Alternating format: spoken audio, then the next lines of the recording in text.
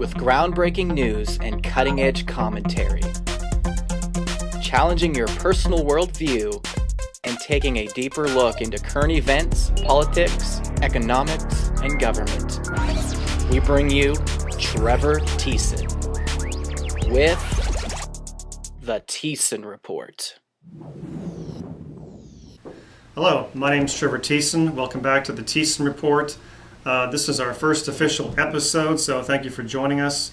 What I'd like to talk about today is sodium fluoride. And you think, well, why are we talking about sodium fluoride? Well, sodium fluoride is a major health issue in the United States. 70% of our water supply is fluoridated. It's the active ingredient in our toothpaste, and fluorinated water is used in the processing of at least 400 different types of food and beverages that we buy off the shelf every day. So it is a significant health issue once you begin to examine this. The only reason that fluoride is in the water, or in our toothpaste for that matter, is the pretext that it strengthens your teeth. That is the only reason. There is no other reason.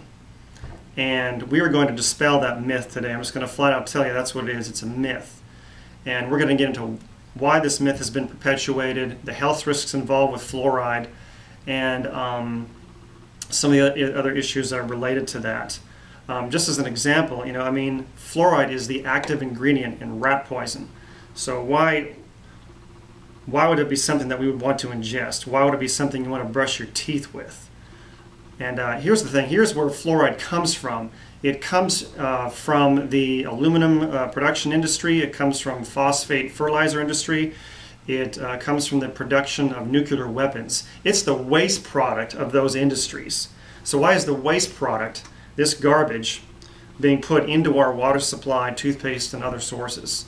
We're going to get into that, and looking forward to talking about this with you. All right, now getting into the health benefits and risks of fluoride. Starting off with the benefits. Big fat nothing. Now, getting into the problems that fluoride causes with our health, let's start off with the toothpaste. Here's what it says right on the label here. If accidentally swallowed, get medical help or contact poison control right away. Yeah, poison control. Never mind the fact that it's also the active ingredient in rat poison and insecticide, so I guess that makes sense, doesn't it? Here's another one where it says on here, it contains stannous fluoride, may produce surface staining of the teeth. Oh, what happened to getting all bright and white? Well, according to this, it looks like you can get stains on your teeth. This is called fluorosis. And what happens is the fluoride actually damages the cells in your teeth that produce enamel. So it's not helping your teeth at all. There's no difference in communities where fluoridated water is used versus ones that are non-fluoridated. So there's no benefit from putting fluoride in our water, or even in the toothpaste for that matter. It doesn't help at all. You go down the grocery list of issues. It can cause osteosarcoma, which is a type of bone cancer. It can cause kidney problems. It can cause liver problems. It is proven to be a neurotoxin. It actually attacks your brain and can reduce your IQ over extended periods of time. Never mind that, well, it's only 1 part per million or 4 parts per million, and that's all it is. Yeah, but it's cumulative. Once you ingest this stuff, 50% of it stays in your body and it does not leave. It stays there. I'm just looking at different articles here, like ADA, study confirms dangers of fluorinated water, especially for babies. Another one from India. Indian children blinded and crippled by fluoride. That's prisonplanet.com. So there's a whole list of things that it can do to your body. It can attack your thyroid gland and actually reduce the activity of your thyroid. So, how many people in our society have thyroid problems and it's connected to fluoride and we don't even know about it? So these are just a real tight bullet point list of some of the things that it does to you.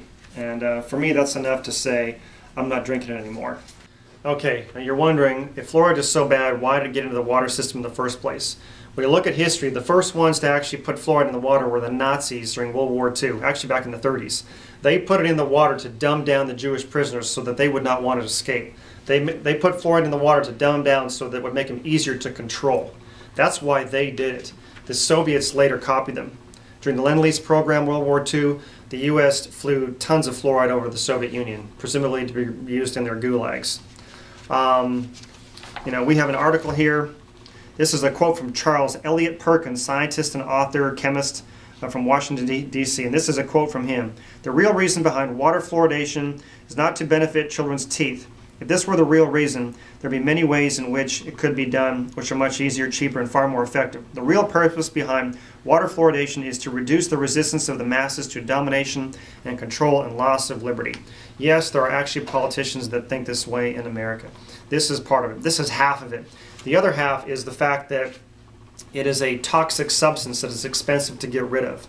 So what you have of is these, like the Mellon Institute, which were the ones that actually discovered that this is good for your teeth. Of course, they're also the owners of the American Aluminum Company, which produces all this. So it's to their benefit that this discovery happens, right? And instead of paying to get rid of this, they turn their garbage into gold. They take something that they would have to pay to get rid of, now that they get paid for because now you need it to put in your water. You know, like for example, a city like Austin, Texas spends over $1 million a year dumping this toxic waste into their water. Basically, you're being used as a biofilter, if you think about it. That's what's happening. And so that is part of the history and the corruption behind this. And anyone that speaks out against it, they get demonized in the media because the media is trained to believe that, well, fluoride's good for you, so they just naturally go after all these people that want to speak out against it. But that is kind of, in a nutshell, the history and the politics behind fluoridation. Okay, after hearing all this information, what can you do? Well, here's the thing. Information is power, and you are empowered when you're informed. And when you're informed, you can inform others. And across the country, there are groups that are taking action. Article here, Infowars.com, activists take on fluorinated water in Wichita. So there's a group of people that are dealing with the issue in their city. You have the city of Waterloo, Ontario, up in Canada, where they just had a referendum to get rid of fluorinated water. That's what can happen when people get informed and they put pressure on their public officials to make changes. So you can make a difference in your community. On a personal level, things you can do in your home: water filters. Don't drink the fluorinated water, drink filtered water, reverse osmosis water. Filters for your shower, which isn't cheap, but the thing is, 2/3 of the fluoride you absorb comes through your skin, not actually from drinking. Bad news there, but you can do something about it. Changing your toothpaste. There's non-fluoride toothpaste that you can get. Infant formula. Don't use fluorinated tap water to produce infant formula. Avoiding processed beverages and reconstituted juices like soda. Avoiding pharmaceuticals that contain fluoride, like Prozac, for example. And if you're getting surgery, non-fluoridated anesthesia. So there's a number of things that you can do there to avoid fluoride in your own life. So research this, study it for yourself, and be empowered. Thank you for joining me, and I hope to see you next time.